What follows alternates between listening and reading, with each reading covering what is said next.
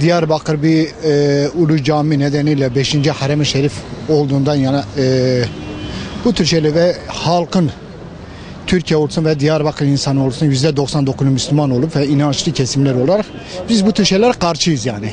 Şimdi Diyarbakır'ımızın tarihine baktığımızda 1400 yıldır Müslümanlıkla şereflenmiş. Dünyada 3. bir sırada oluyor. Ezanı hiç susmadığı bir şehir. Barış niyetiyle yapılıyorsa barış niyetinden daha çok güzel şeyler yapılır. Çünkü burası sahabelerin şehri. Yaklaşık 450 sahabe var. Peygamberlerin kabri var. Bunlara yakışan şeyleri yapabiliriz mesela.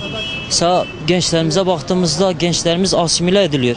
Bunlara özüne döndürmek tarzında etkinlikler yapılabilir. Mesela güzellik yarışması yapılacağına sahabeleri tanıtmadır, peygamberleri tanıtmadır. Bu tür etkinlikler yapılabilir. Diyarbakır halkı olarak, Müslüman gençlik olarak bunu kabullenmiyoruz. Her zaman karşısında duracağız Rabbimizin izin verdiği müddetçe. Yani Diyarbakır'ın gelenek göreneklerine göre ben yakıştıramıyorum Diyarbakır'a. Barış'ta bir şey bulamıyorum. Barış'a katkı sağlanacak bir durum yok burada.